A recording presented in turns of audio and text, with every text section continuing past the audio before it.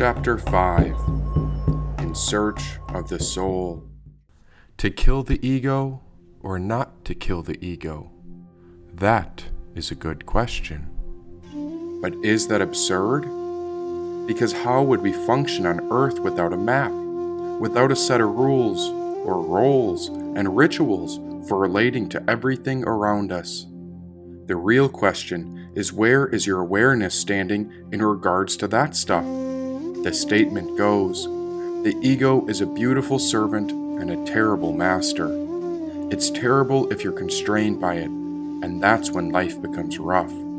It's wonderful if you have it available to you. Like if I met another person, I have to meet you through some form, and the form is our bodies and our personalities, and we meet in our roles.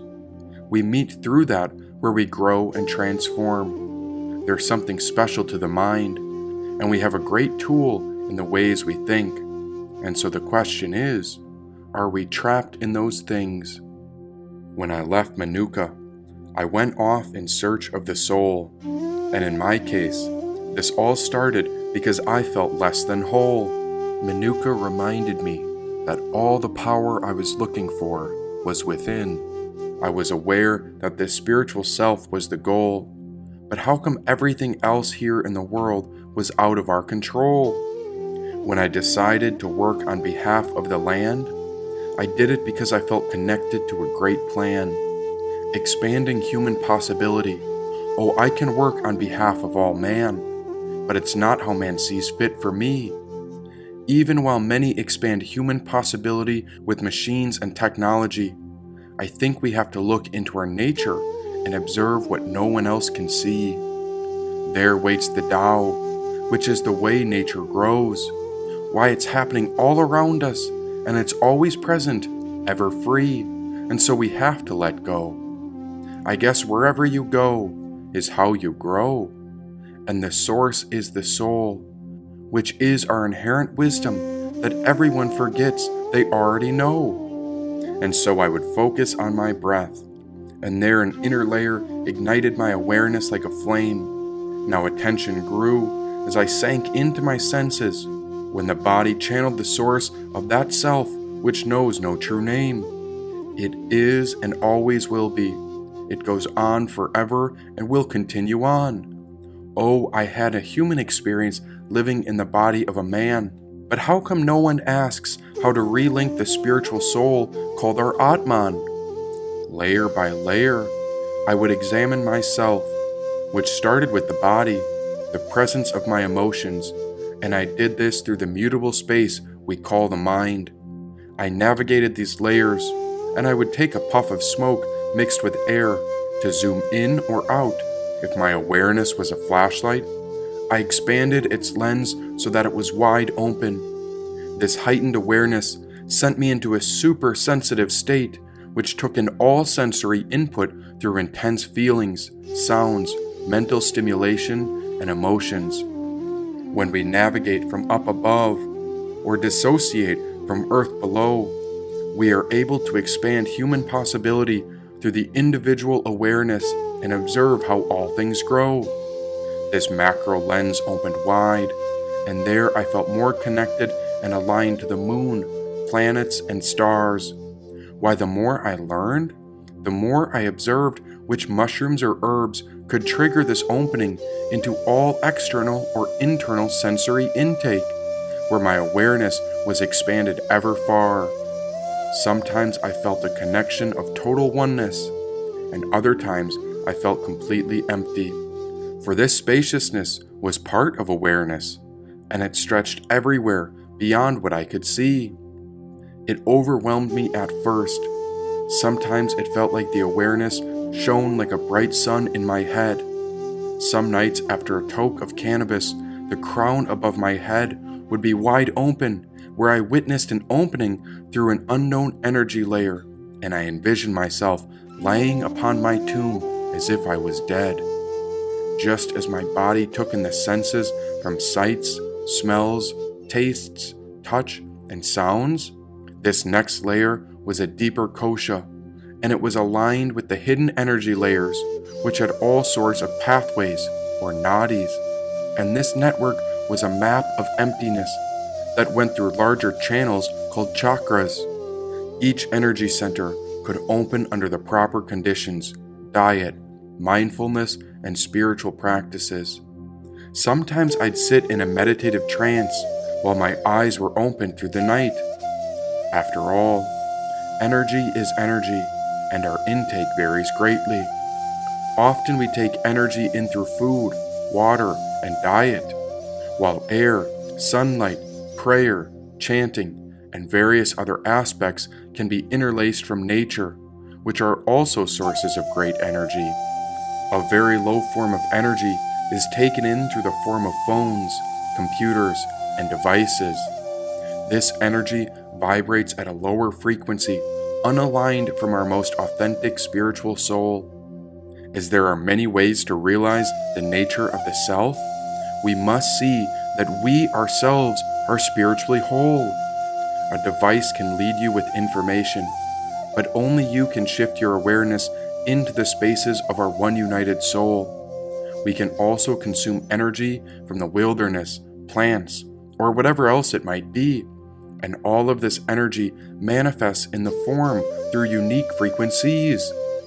Even the form of a rock is related to a summer salad prepared for friends. It is built with energetic ingredients, and it comes from a source with no beginning or end.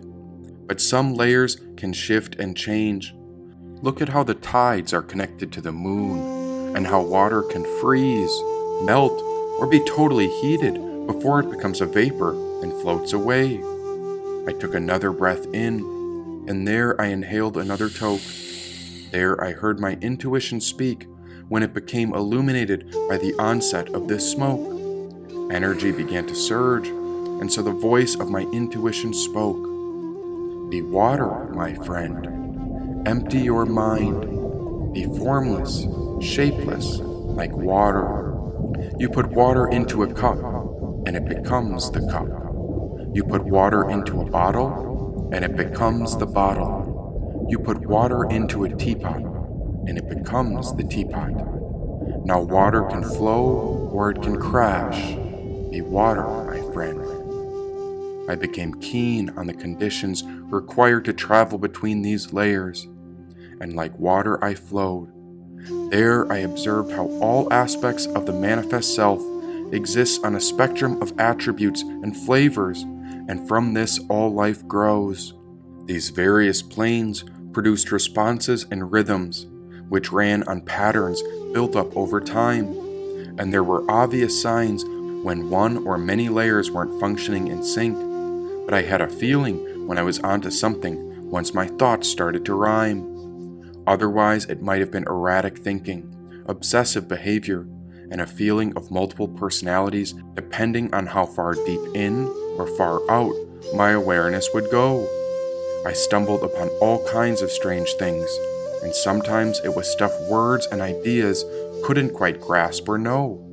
After I wandered for much time, I was alone with mushrooms and smoky air. Life turned into a 24-hour ritual, and no matter what I was doing, I tried to see life as if everything was a prayer. My layers became attuned to the rhythms of the planets, which impact the creation of seasons, and so I felt this as the gunas Manuka spoke of, or the flows of nature carried on through the land, cities, seas, and regions. Yes, there were 4 main seasons, but I felt them with 3 personalities, which are the rise, the bloom, and the death. Always happening and always flowing. The rise leads to the bloom, and so comes the rest.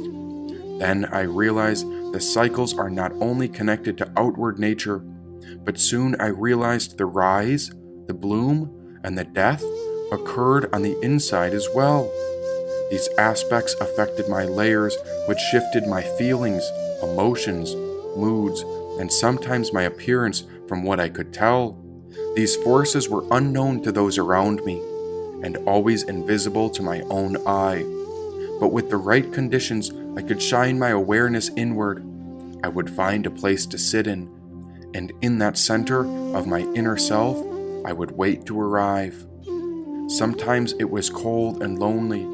Sometimes I could hear the layers of the mind and emotions chatter as they would fly. But I could sit here and focus on the breath, and then sometimes I'd feel the warmth of the Atman pass on by. Every so often I'd be balanced, and then I'd see a spark. But as I approached the Atman, I'd lose focus of the equilibrium, and my layers would become wobbly when I'd tumble apart.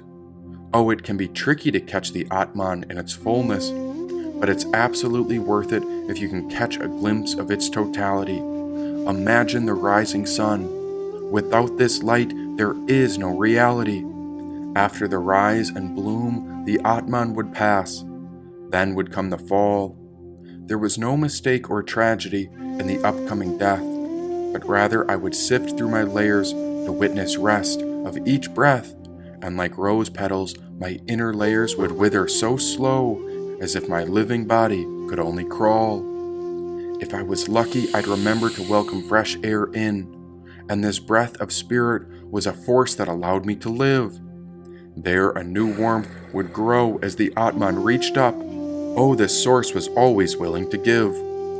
I learned to sit with my nature, and I remember a clever man once said, "Turn on, tune in, drop out." Now some would say he was foolish. Others might call him enlightened and wise. Why, I believe what he meant was to drop all that you cling to, because the awakened spirit called the Atman does not die. Try as you might, do as you may. The enlightened spirit is immortal, but only those who realize this seem to find the way. Stop grasping and stop attaching. Nature is perfect in her flows. We are his energy of creation, and her winds are the way all of us grow. Minutes without breath, and all our holy spirits would end. For within all nature is the awakened spirit called the Bodhi, and this is how the awakened nature ascends. We are given the form of a body, to be directed by the mind. We are a collection of emotional, mental, and thought layers beyond what human reason can know or design. At our core we are empty, like a flame upon a spiritual wick. The natural immunity is at the center of the self. This is the Amrita, which is the cure for the sick. What a journey it is to discover the illuminating flashlight of awareness. We can extend this lens far out or far inside, and if we look deep enough, there we find how the spirit cannot die. Forgive me for just learning this now. I swear I'm doing the best I can. May we remember how our bodies are like a temple around the source of spiritual light. Let us be seekers of the truth, and may we protect the sacred fire of the Atman in all plants, creatures, and man.